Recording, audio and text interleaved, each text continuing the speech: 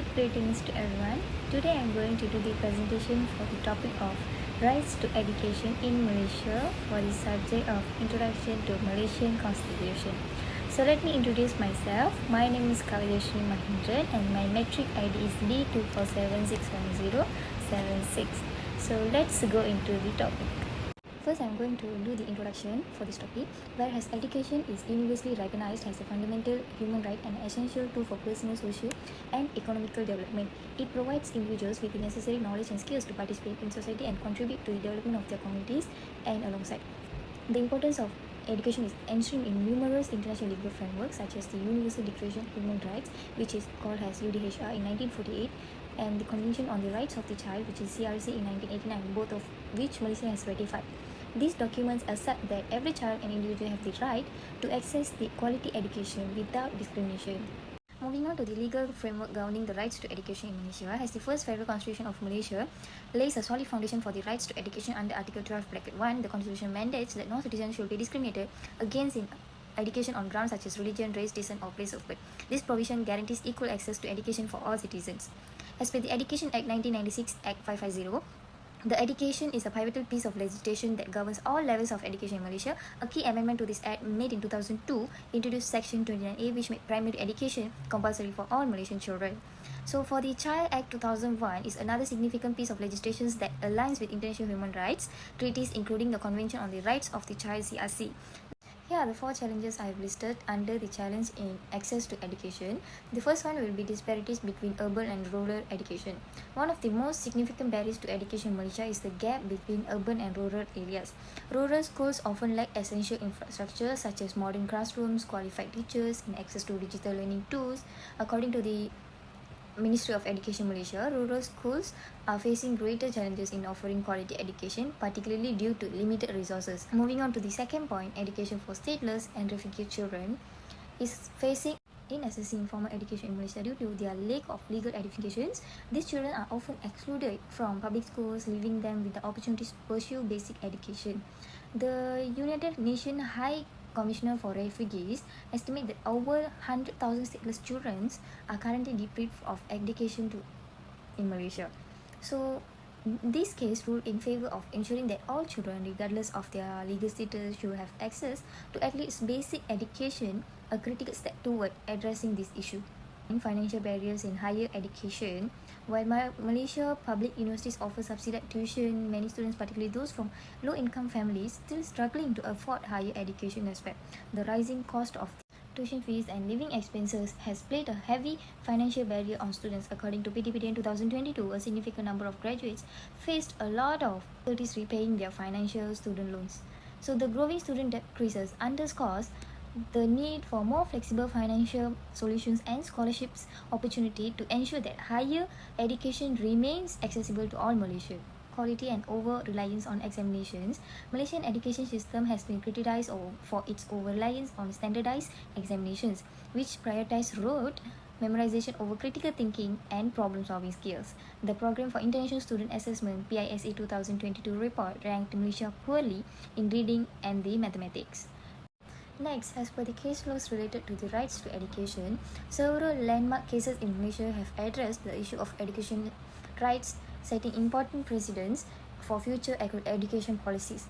So the first one, I will mention that Muhammad Razaini with Ministry of Education in 2018. This case involved a disabled student who sued the Ministry of Education for failing to provide adequate accommodations for his learning needs. So the court ruled that the government must ensure inclusive education for children with disabilities, providing necessary resources and support to facilitate their learning. And moreover, for the Nurul Izzah Anwar, which is a Menteri Pendidikan Malaysia in 2019, this case dealt with the exclusion of stateless children from public education. The ruling emphasized that every child, regardless of legal status, has a right to access education, taking a significant step toward ensuring that all children, regardless of their background, are included in education system. Now, recommendations for improving access to education. In Malaysia education system, several key recommendations are proposed. Firstly, bringing the urban-rural education gap in the essential. The government must allocate increased funding to rural schools to enhance infrastructure, resources, and educational opportunities. Additionally, teacher training programs should be improved to ensure educators in rural areas are well prepared and providing better internet access in remote areas as well, ensuring that rural students can equally benefit from digital and learning resources, which are increasingly vital in today's educational landscape. Another significant area of focus is the educational inclusive of stateless and refugee children. Malaysia should adopt policies that guarantee at least basic education for all children regardless of their legal status. This includes establishing legal pathways for these children to be enrolled in public schools, ensuring they are not excluded from formal education. Such as policies will align Malaysia's education system with international human rights standards, particularly the rights to education for all children. Reforming higher education financing is also a critical recommendation.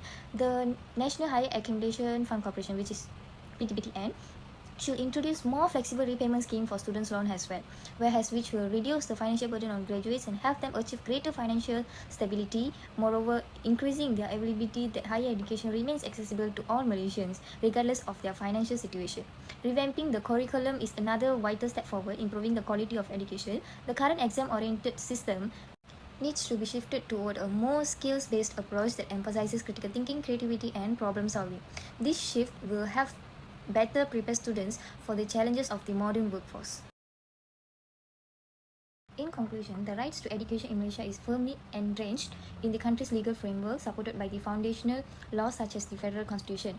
The Education Act 1996 and the Child Act 2001, the legal provisions ensure that education is considered a basic right for all citizens, promoting a system of education that is free from discrimination based on race, religion, socio-economic background.